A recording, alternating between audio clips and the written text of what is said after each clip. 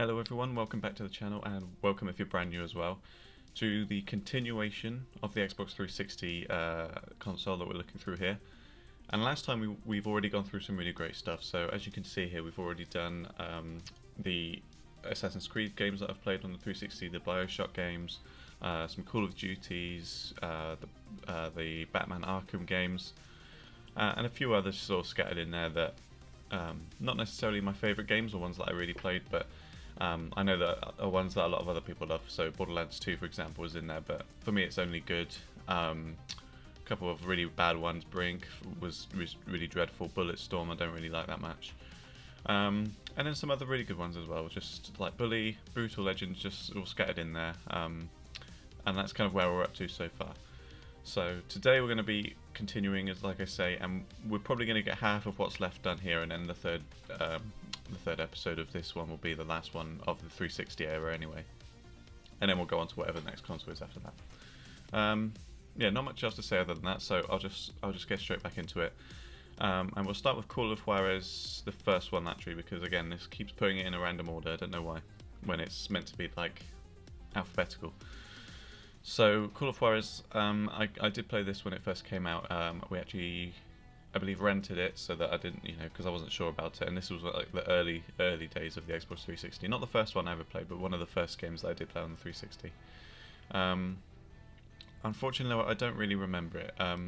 All I really remember is right at the beginning you can use like a whip to grab onto like posts and stuff above houses or on bridges and stuff, and you can climb up it or swing across the bridge and stuff like that. So, but I don't really remember anything other than that. Not even really the gunplay or the story at all. Because when I did play, it was the only time that I did play. I haven't really gone back to it ever since then. So yeah, unfortunately, I don't remember that one. And then Call of Juarez Gunslinger, I sort of played a bit more because the art style was really good. It was a bit more cartoony, like comic book style, and the gameplay was a lot better. The sort of comic book nature of it meant that you could get like multipliers and like things popping up above the enemy's head. Just made it a bit more engaging, a bit more interesting, and there were some cool collectibles. But even though I do remember it, unfortunately I barely played it because I got to a certain point in it, and I think I went to play something else, and I never came back to it for whatever reason. I might try and play it again, but yeah, I have to put in that one just because I do remember it, but I couldn't put it any higher just because I don't remember, like I didn't play it enough to properly judge it, I wouldn't say. And then we got the two Crackdown games. Crackdown 1 was one of the first games that I played on the 360. Similar again to Call of Juarez, it was one of the first ones, one of the early games that I played, and I really love it. I think it's a brilliant game. I was really kind of enthralled by it when I first played it because you start. I think the thing I love about it is you start off just like bog standard basic level in terms of your gun ability, your driving, athleticism, and whatever else it was. I think like melee fighting, all that kind of stuff. And you go around the world and you collect orbs in order to upgrade those skills. And every time you do upgrade, it kind of explodes out of your character, and you get even more points. And every time you do incrementally upgrade, you notice sort of little changes about either yourself or your vehicles, or like the distance you can jump and stuff like this. It just gets slightly better and better. So one of the like coolest things you can do, for example, is when you've upgraded your driving, when you get into one of the agency vehicles, it sort of automatically like unfolds like a Batmobile or something. It just looks really cool. And you can also just end up jumping really high. You can lift up really heavy objects to throw at your enemies. I really liked it. Yeah, I thought it was a lot of fun. So I'll put it in great. I think in some ways it's quite similar to Mercenaries, how you're kind of going from target to target in this world to take them out, and like I say, just get better and better rewards. Yeah, I really enjoyed it. Crackdown 2, I still enjoyed it, but I felt somewhat disappointed by it, and I'm not really sure why that is. I think maybe it was a bit messier than the first one. It wasn't quite as focused, and in some ways it's probably a better game in terms of the graphics and the things that you can do. And there are some things that I really liked about it, like the wingsuit that you can use. That was quite fun, and they incorporated a kind of zombies aspect to it. But yeah, I just was disappointed. I don't know, maybe just because I love the first one so much, just wasn't going to live up to that expectation, even if it was technically maybe a better game. So I'll still put it in good. Just I don't think for me, I would prefer the first Crackdown over the second one. Unfortunately, Dark Souls, straight away I just put it in barely played because I went and bought it, and it wasn't. First of all, it's not really my kind of style of game. How you go in and every single enemy, every single boss is like ridiculously difficult, and especially at the age that I was, I still don't think I was really expecting it to be like that, and it was very difficult for me to get into. I beat the first boss, I definitely know that, but I didn't understand how you use the campfires or the souls or anything like that. It didn't really explain anything to me in a way that made sense, and it just really put me off. And it's put me off sort of going forward as well with the rest of the Dark Souls series and stuff like Bloodborne, which are things we'll come to when we come to the PlayStation 4. But yeah, for a first kind of impression of that series and that genre, I really didn't like it, unfortunately. So yeah, I won't put in awful. I mean, even if I did play it more, I probably wouldn't even say it was an awful game. It's just not my style. It's just not for me, not my cup of tea. So yeah, unfortunately I barely played it, and then I actually ended up taking it back and getting a return on it, just because I didn't play it very much still. And then we got the first two Darksiders games. I'll do Darksiders 1 first, of course. Darksiders 1, I played it after Darksiders 2, and probably because of that it fell back in how I see it, like it didn't come across as good. I think it's an okay game. It's kind of doing at this point in time when these games are coming out, it's kind of doing the God of War style gameplay with the same kind of way you get XP and weapons and stuff like that. It's kind of a bit more open world, I think. But I don't know, the art style is not brilliant, because the game itself is set in like a world where all the humans have basically, like, the apocalypse has happened and the humans have died out, and so but you're still travelling through a human world with cars and buildings and stuff, and I thought that was really quite boring for a game that's kind of all about this mythology of the four horsemen of the apocalypse and all that kind of stuff. It just looked very ugly and drab to me, and I've tried to go back to it a couple of times, even with the War Mastered edition, their remastered version, and it's never really sat with me. It just isn't, unfortunately, as good as the second one, which we'll talk about now. Darksiders 2. One of my favourite games on this system. I absolutely love Darksiders 2. There's just everything about it is brilliant. So the world that you're in is so much more like fitting for the series in this kind of fantasy world. It's really beautiful. It's great use of colours. The music is stunning. Really amazing music. I love it so much. The characters are great, especially Death. Really good voice actor. Brilliant performance. All the weapons and upgrades and enemies that you fight are fantastic, really good and fun. Lots of collectibles as well, which I never really found all of them, just because it's like not really, I didn't think it was really that worth it necessarily, because you can get a lot of good stuff just by exploring and defeating enemies anyway. And the story was really good as well. Obviously continuing on from the first one, he's kind of Death is trying to clear his brother's name, because they believe that Walk sounded the horn, whatever it was, to cause the apocalypse. So it's kind of, he's trying to redeem his brother. And on its own, I think Darksiders 2 is just such a better game than the first one in every single way, and it's one of my favourite games on the 360. So I'm gonna have to put it in outstanding. I absolutely love it to death. I've only probably beaten it once, because it's quite a long game. There's quite a lot to do in it, but I've gone back to it several times, and I love it every single time. Dead Island.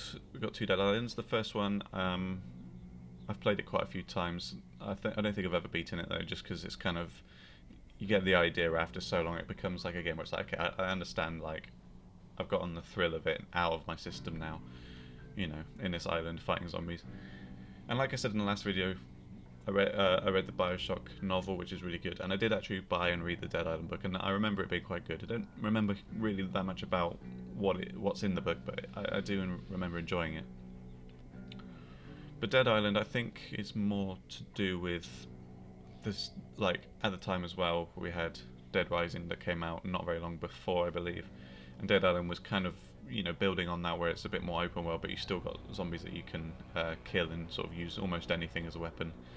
I probably just put it in good. I don't really think it's necessarily any better than that. I think when it comes to this series of games, the more recent one that I think is the same studio that did it, Dying Light, is a much better game. But as a sort of entry, it's okay. As a sort of first attempt at that kind of game, it's good.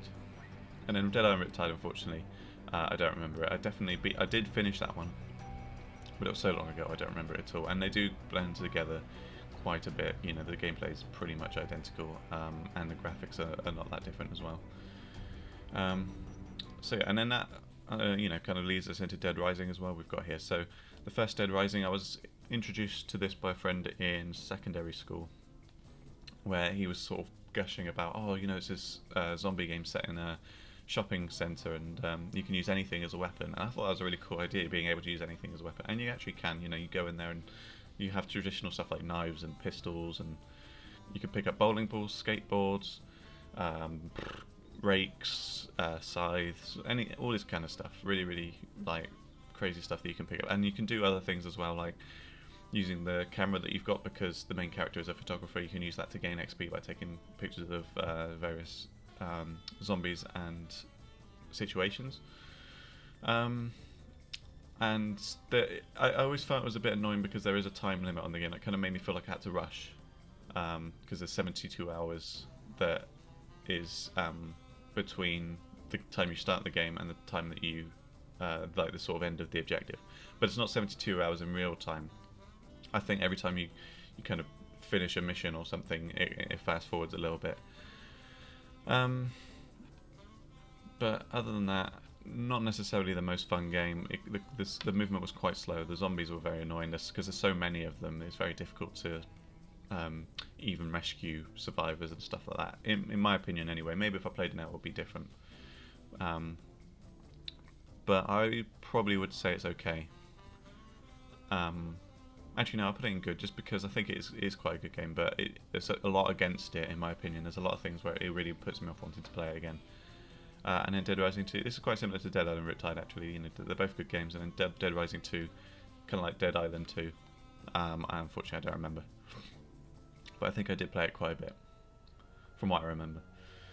And then Dead Space, I believe this is the only one I've played, and I remember really enjoying it. In fact, I might have played Dead Space 3 as well. I have to update my other list on the PlayStation 3, but Dead Space, I remember quite enjoying it. It was very different from anything I'd ever played. But unfortunately, I can't remember much of that either. It was so long ago. Some of these games I only played through once, and it was so long ago, there's no way I'm going to really remember it, so I wouldn't feel right putting it anywhere else. Deadpool, not necessarily the best superhero game by any means, or even the best licensed game. I think the main draw of this is Nolan North as Deadpool. He does a fantastic job. He's really good as the character. But everything else, like the gameplay, the exploration, and all that kind of stuff, is a bit sort of naff, a bit old. It feels quite aged, the combat and stuff. But the actual Deadpool stuff, like the fourth wall breaking and the comedy, that's all quite good. So on balance, I'll put it in okay. Because it's definitely not a bad game in any way. It plays very well and functions and all that kind of stuff. But for me, just there's not anything that's really it really grabs you, is really, really fantastic, makes it stand out. But yeah, so for me, I'll just put it okay. Deus Ex. I know a lot of people love Deus Ex, the Deus Ex games.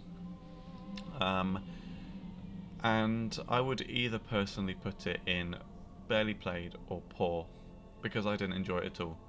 But then in fairness, I didn't play it loads. I only got to maybe the second or third level, and I gave up with it. And I'll tell you what it is I don't like about it. I don't really like the colour palette for a start. I think the game looks really, really ugly. It really put me off. The use of just like one or two colours, kind of goldy brown and black, consistently throughout, from what I played, really got on my nerve. I needed more colour, and it really looked horrible. Really put me off. And the gameplay I didn't really understand with the augments and stuff. And I don't know, maybe if it's just I wasn't at that time used to that style of game. Maybe I was still, progressing as a gamer. I don't know. But I just didn't enjoy it. Didn't really grab me. Didn't care about the story. It wasn't interesting me at all. Just felt very bored by it. But I think for the sake of it, just to not cause upset by putting it in poor for people who really love it, I'll put it in barely played, because again, like I said, I think I only played maybe 2 or 3 levels. So I'll try and be fair to it in that way. And then Devil May Cry 4, I did kind of barely play it, but I do remember really enjoying it. And so again, to be fair, just so I'm not sort of showing a favourite sort of thing between, like with Deus Ex, I put it in barely played because I didn't enjoy it, but I did barely play it. Whereas it wouldn't be fair for me to put a game that I also barely played into a category that's potentially good. So I'll put it in barely played, just kind of keep it more on the same level, a bit more fair. Dishonored, I think I bought this pretty much on release, and I'm not, as I've said a couple of times before, I'm not really a stealth game person. I never have been. And I know Dishonored, you can choose your own way about it and become more deadly, and just forget stealth altogether, which I did do a little bit. But I know the game tries to make you focus on stealth. I know that's kind of the intention of it, is to try and be stealthy. And it just didn't gel for me. I've tried to go back to it 2 or 3 times, and I've gotten a little bit further in the game each time that I've gone back to it. But again, it's never really grabbed me, unfortunately. So I'll put it in okay. I've played definitely a decent enough amount to really rate it in any of these. But for me, it's just okay. I don't really. It's not my cup of tea. Not really one that I would choose to go back to necessarily. And then Duke Nukem Forever. There's some really good Duke Nukem games, especially the really older ones. But Duke Nukem Forever, I think, is kind of universally hated, and it's just not a fun game. The writing is really crass and rubbish and awful, which I know is kind of Duke Nukem's thing, but I don't think the gameplay is good enough to really make it worth playing, because everything else about it is just so dreadful and awful. I'll probably have to put it in the same bracket as Bulletstorm, because I still enjoyed it a bit. I still enjoyed it enough to actually beat it. So I played it a decent amount, but it wasn't a fun experience really. It wasn't really that interesting. So I wouldn't put it in the same bracket as Brink, where it's just really dreadful. It's more equitable to Bulletstorm in my opinion. We've got the Fable games next. Straight away I'm just going to go for Fable. I'm going to put it in barely played, because my first entry into the Fable series was Fable 2, and I'll talk about that in just a second. But Fable 1, I went back to it afterwards, quite some time afterwards as well, by the way, with the anniversary edition, and it's just I never found it as compelling as the second one. It wasn't as much to do, and maybe it's just I didn't really go far enough into it to really get grabbed by it and to understand how deep it is. But I know that a friend of mine at the time, when I was really dead into Fable 2, said that Fable 1 was his favourite. He really loved it, so maybe I should go back to it one day. But at the moment, unfortunately, I've barely played that one, so I was just going to have to go straight into barely played. And then going to Fable 2, like I say, is the first Fable game I played, and I absolutely love it to death. It's a really brilliant game. The writing is probably one of the best things about it. It's so funny and brilliant, and this is a thing as well. The voice acting cast in it is absolutely amazing. You've got Stephen Fry, you've got Zoe Wanamaker, who you probably know from the sitcom My Family, and there's loads of people in it. I can't remember off the top of my head, but there's some brilliant voice casting. The gameplay's brilliant. Hasn't necessarily aged well by today's standards, and even at the time on 360 it didn't really run very well. It was quite kind of clunky. You could definitely tell the frame rates were dropping a lot,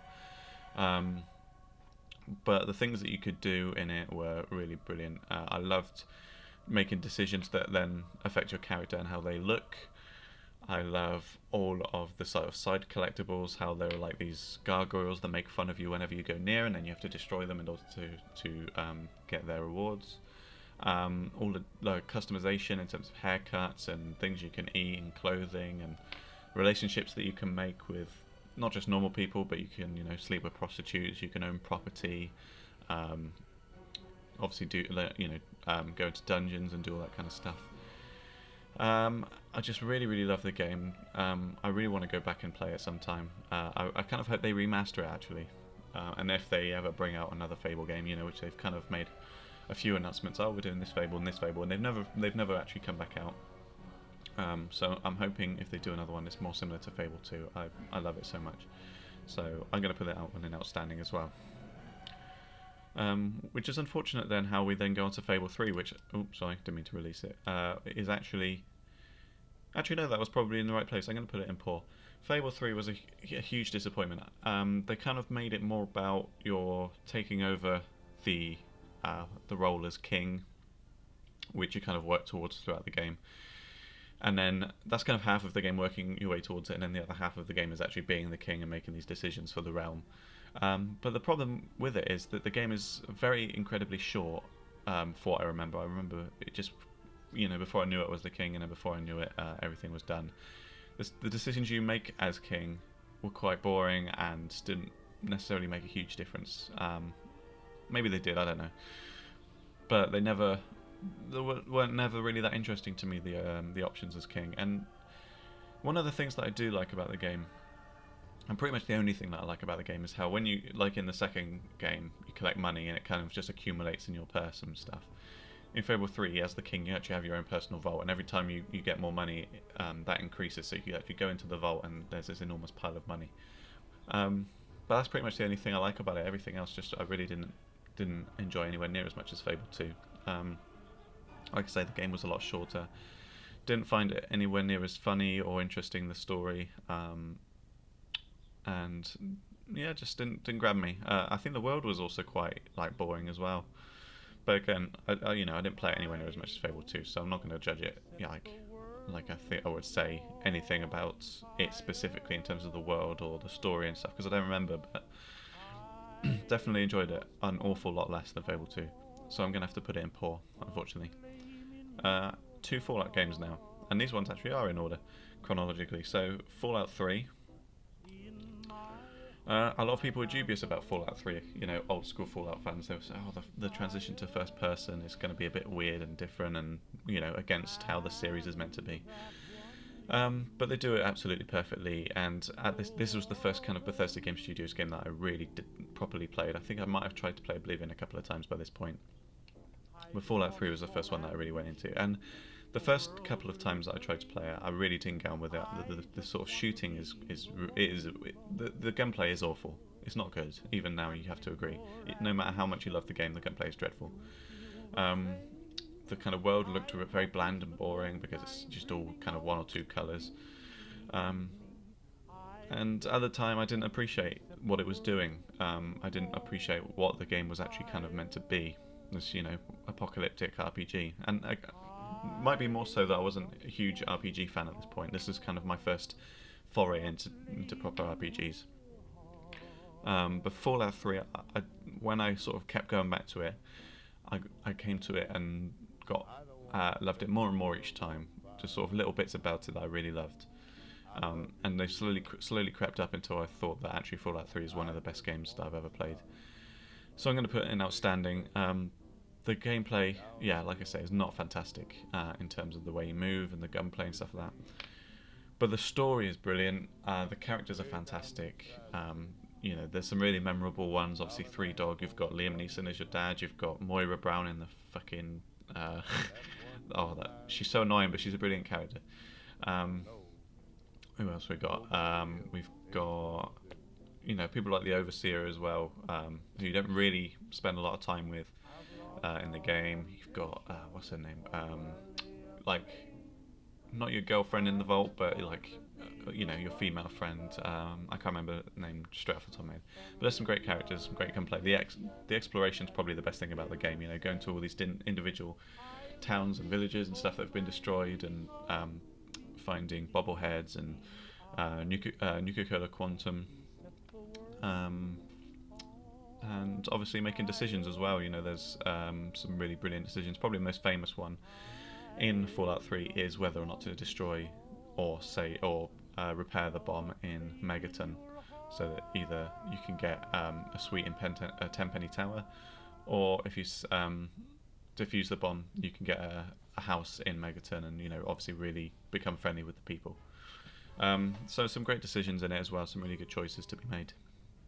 And if you haven't played it, you know, what are you doing? If you've played any of the Fallout games, you need to play Fallout 3. It's just fantastic. But arguably better than Fallout 3 is Fallout New Vegas. A lot of people love it a lot more because the choice and consequence is much more the focus of the game, because it's a much deeper RPG, especially when it comes as well to the perk system. How if you're choosing a perk, you can have some, you know, it will give you a benefit but also take something away from you. So you might be able to, I don't know, throw grenades 20% further but 20% slower or something like that. And there's a lot of those kind of things, those little changes to the formula that make it a bit different. But like I say, it's more the sort of choice and consequence that's more deep in the game that people love as well. Unfortunately for me though, I prefer it less to Fallout 3, because the world, I don't find it as interesting. There's not as much to do in it. Like, it doesn't seem as packed. Like, even though it's in a desert and it's, you know, meant to be kind of empty, there's not that many towns and, you know, villages and stuff like that you can actually go to and have a proper, you know, deep dive into them, in terms of the exploration. And there are sort of these little things that they did where I didn't really appreciate it, like with the magazines. You used to read a magazine in Fallout 3 and it would permanently increase one of your stats. But in Fallout New Vegas, you read a magazine and it's like a timed buff. So you might read a magazine that gives you better accuracy or something like that, but it only lasts for 10 minutes or so. You know, it's just stuff like that. It really, really frustrated me because I was just so used to Fallout 3, how all these things are permanent. And yeah, I don't really remember that much of the story because I haven't played it anywhere near as much as Fallout 3. But I do still think it is definitely one of the better Fallout games. I do still quite like it, even though I can't get into anywhere near as Fallout 3, so I'm going to put it in good. I know a lot of people would easily put it in great, and if not, definitely outstanding, but for me it's just good because, again, it just doesn't compare, for me personally, with Fallout 3. I just think Fallout 3 is a better game. And now we'll move on to some of the Far Cry games, and so, again, we'll do it chronologically. Far Cry 2, I think, is enormously underrated. A lot of people really didn't like it because the traveling in the game is a bit of a pain in the ass, because to be able to get to one particular area you want to get to, you either have to drive there or walk there, which could take a long time because the maps are quite big, or you have to journey to a bus station to then fast travel to that place, or even if you want to get to a place, you have to fast travel to the nearest fast travel point to that place and then continue to walk there. And so people really didn't like that. The gunplay is kind of okay, but it does get a little bit frustrating when your gun breaks and stuff like that, and you also have to keep taking pills because you have malaria and you have to keep on top of that. And the story, I don't think, was necessarily that interesting. I don't remember it really at all, except for the fact that there's a guy called the Jackal. That's kind of all I remember. But I do think it's an underrated Far Cry game. I really enjoyed it. I thought it was still really fun, you know, going around collecting the diamonds to upgrade your weapons, and going to outposts and doing missions, and, you know, go to the radio towers before they were kind of really improved in Far Cry 3. And some of the effects on it were brilliant. Even to this day, I think Far Cry 2 has the best fire effects of any game. It really looked amazing. And I don't know what else to say about it other than that. I mean, it's not like I would recommend it loads, but I think it's definitely, if you love Far Cry games, at least give it a go. I think it's quite underrated. Hasn't necessarily aged well, but it's a great game anyway, so I'll put it in great for that. And then we've got Far Cry 3, you know, arguably many people's favourite, and you know, it was kind of more famous at the time because of the marketing around it with Vass and his, you know, speech that was kind of making the rounds at the time, you know, have you ever heard the definition of insanity kind of thing. But the gameplay so much improves on Far Cry 2. The environment's fantastic, you know, they go back to a kind of tropical island setting, which was a very smart move. It's a beautiful looking location. Gameplay was a lot smoother. Characters, the Far Cry 2 characters, I think that was when they first sort of started to make them a bit more memorable and interesting. And in Far Cry 3, obviously, they really doubled down on it. So they've got Vass, who's like one of the most interesting kind of villains in video games, and then you've got, and he's not even the main bad guy, because you've got, I think his name's Rook as well. Wait, is it Rook? Oh. I can't remember. Anyway, but he's like Vass's boss, basically, because you kind of think of Vass as this, really maniacal, crazy guy. But he's not even the real bad guy. He's still a puppet at the end of the day. He's still overseen by this guy who I think is South African, and he's a drug trafficker, human trafficker, all that kind of thing. Yeah, gameplay's really fun, brilliant. Killing animals to craft upgrades for your weapons and holsters, and collecting plants to make medicines for yourself,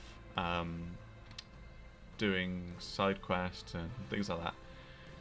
I think it was really brilliant. I wouldn't necessarily say it was my favourite Far Cry. It's hard for me to judge because there are some good ones, but I definitely still love Far Cry 3.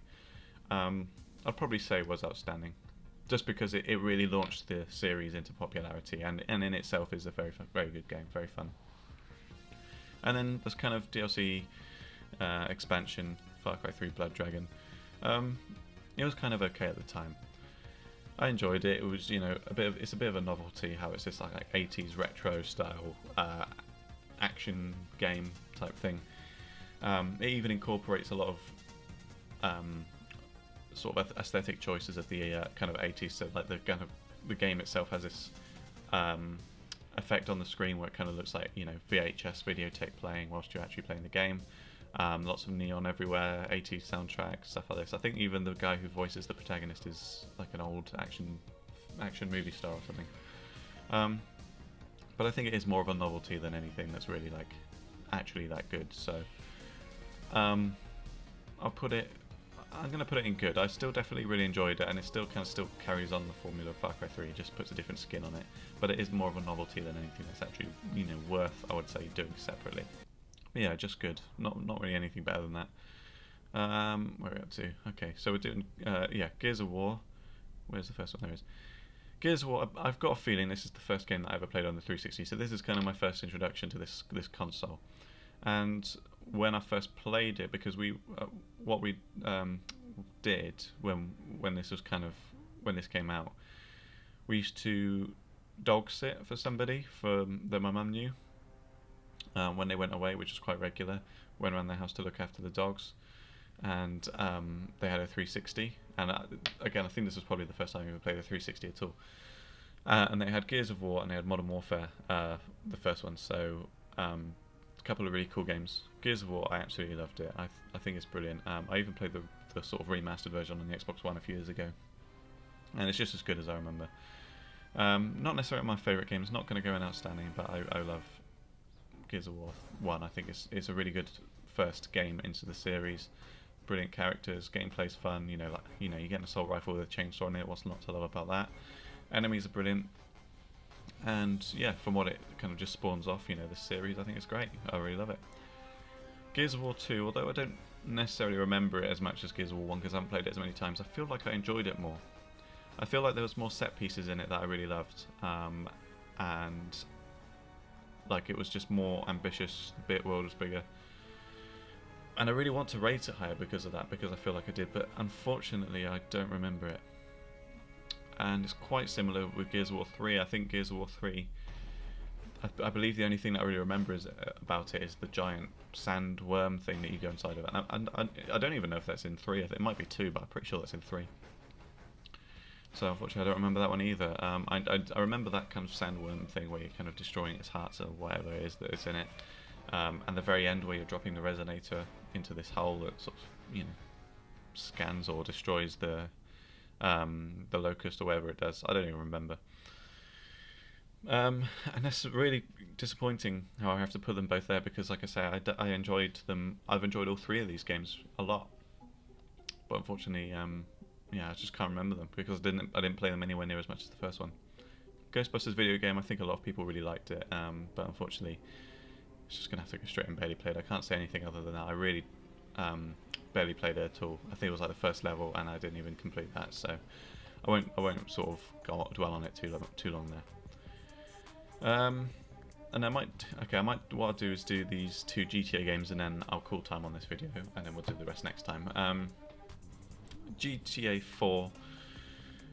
At the time, because I was so used to playing the GTAs of PS2, you know, Vice City, San Andreas, all that kind of stuff, where they're so bright and colourful and fun, and you know, the cheats were brilliant. I like the cheat. That's what I wanted to mention actually in the PS2 videos that I completely forgot about.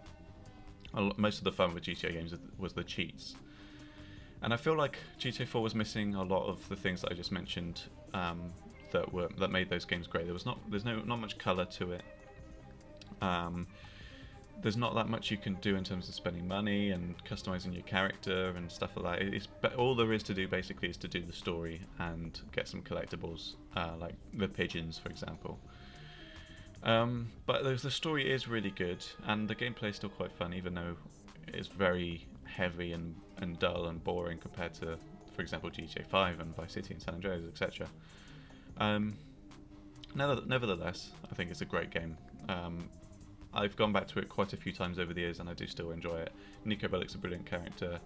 Some really other great characters in there, obviously, as well, like Roman and what's the Jamaican guy's name? I can't remember. But anyway, it's just a great game. Not quite living up to outstanding, because that's going to have to go to GTA 5. And GTA 5, I'm putting it outstanding. However, the first time I ever played it, I was extraordinarily disappointed by it. I thought it was very, very disappointing when I first played it. And I think probably that's more because it was just so hyped up over the 5 years between GTA 4 and GTA 5 that, you know, it was one of the most excited I've ever been for a game in my life. And I couldn't wait for it. Finally played it, and it just didn't live up to the expectation. Part of me always thinks that I wish that they'd never released it on the 360 at all. I think they should have just waited and released it on the PS4 and Xbox One, because the leap it takes in terms of what's actually the content in the game, the size of the map, the story itself, the characters, excuse me, all the collectibles, all the cars and the customization of the cars and things that you could buy, the heists, everything, like and obviously GTA Online as well. Like, it's such a huge game. Part of me wishes that they just waited until like another year until next gen was out, because I think being on the 360 did it such a disadvantage in the way it plays for me personally, that's where most of the disappointment comes from. And also the thing that disappointed me a lot about it as well was, you know, they promised that you can do all these heists, and the heists, they are good, they are brilliant heists. However, I kept getting frustrated how every single heist you do, you don't get paid for them, because you either get something that's like rubbish from it, like the submarine heist, for example, you just end up throwing it back in the sea, or you're earning the money to pay someone else back for something you did, like destroying the tennis coach's house. And you only really get paid right at the very end, at which point I just felt like, you know, even though it's a lot of money that you get, I felt very disappointed by that point, because I already did 6 heists where you don't really get paid that much money at all, and individual missions don't give you much as well. And there's all these things that I really wanted to buy, like houses and businesses and vehicles and stuff like that. It's just, I was really getting annoyed by it. But then when I went back to it in the future playthroughs, I sort of, with that in mind, I was like, okay, I haven't got that expectation now. I can just play it a bit more objectively. And I absolutely love it. I was able to appreciate the story a lot more. The gameplay I really loved as well, especially how they introduced the first person aspect. I thought that was really fun. The heists, yeah, I had a much deeper appreciation for them and enjoyed them a lot more. And also because I played it on subsequent generations, they actually added more content, like more radio stations with more songs, more sort of side activities you can do, side quests and stuff like that. Just overall a better game for it, and that's partly why I think they should have left it for another generation. But because I have to rate it on how I think of it overall, and even the first time playing it, even with that in mind, I still think it's an outstanding game. Obviously, it's, you know, the best-selling game of all time, pretty much. Well, one of the most profitable piece of media ever created in the world is GTA 5. The single most profitable piece of media text, GTA 5. So you have to give it props to that as well. And I think that'll do it for this video. Like I say, I'll come back to the rest all of these in the next video, which might take a little bit longer, but I think that's a good place to stop it. So yeah, make sure you come tune in next week, next Sunday for the next episode. If you haven't subscribed already, make sure you do, and maybe give us a like as well. We've had, again, a nice few new subscribers this week, which is brilliant. Really excited. So yeah, if you did enjoy it, subscribe, leave a comment if you want, you know, tell me where I'm wrong, tell me where I'm right, and all that kind of stuff, you know. So like I say, tune in next week, we'll carry on. It'll be the last one in the Xbox 360. You've still got some great games to come, and yeah, until then, take care of yourselves. Like I say every week, make sure you're still looking after yourselves. You know, things are getting a little bit better, but they could easily get a lot worse, like we saw last year. So just look after yourselves, take care of each other, and I'll see you next week. Take care.